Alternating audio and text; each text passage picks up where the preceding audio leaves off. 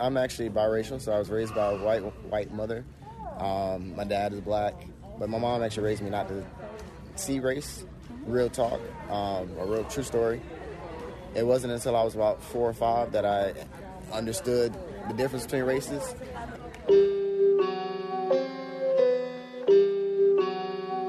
Lord, I need some clarity. Peace, love, and prosperity. With the fame comes popularity. Evil ones that breed jealousy. Lord, I need some clarity. WFSU Public Media is exploring race in Tallahassee with our podcast, Not So Black and White, A Community's Divided History. We're investigating the barriers that lead to continued segregation where we live, learn, work, and worship. I'm Gina Jordan.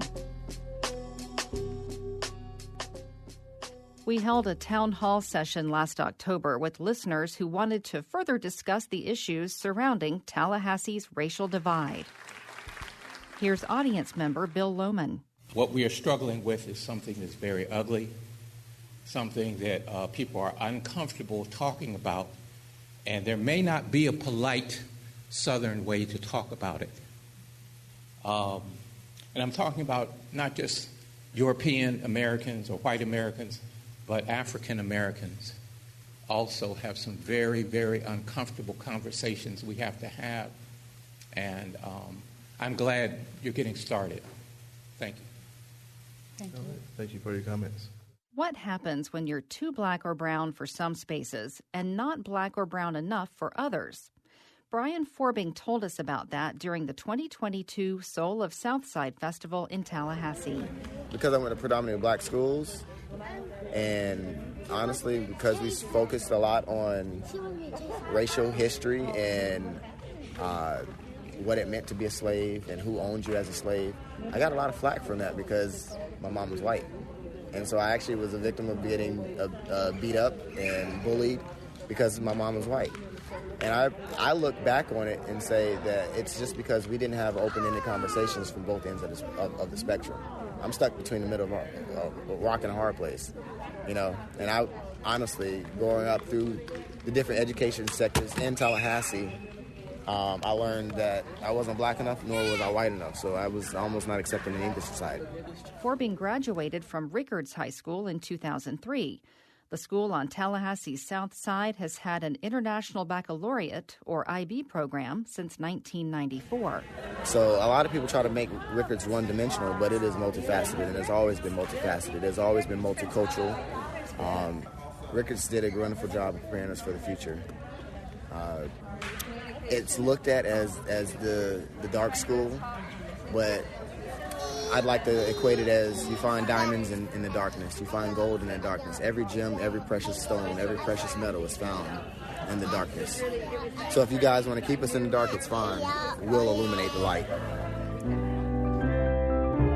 The color of my skin make them hate. Yeah, it's rude. There are so many shades of the spectrum.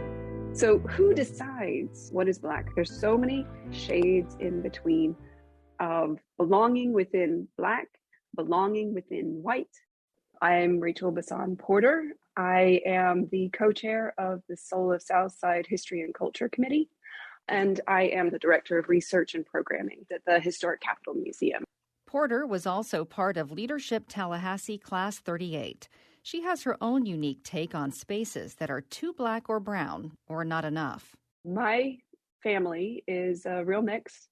So my mother is Native American. We are Cherokee Nation. She grew up in Oklahoma, which is where she met my dad.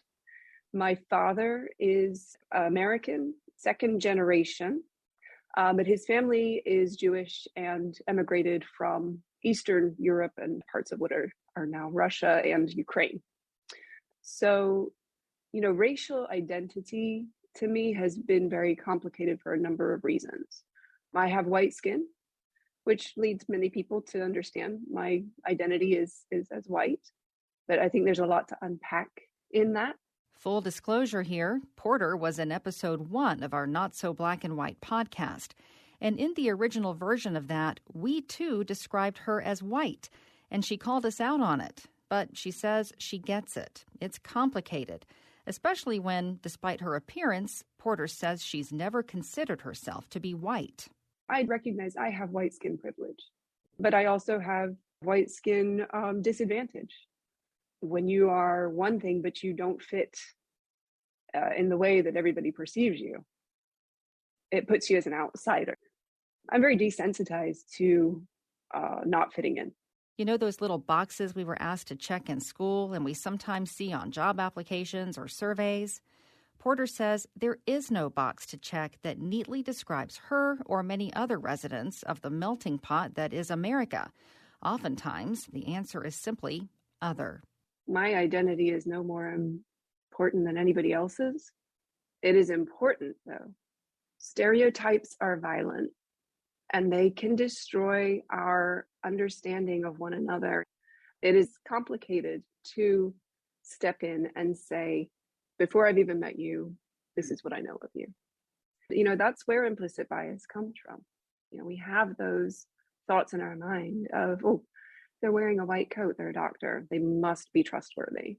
And when we talk about the South Side, I can say the South Side and people will come up with all kinds of thoughts of what that means. Those are complicated assumptions.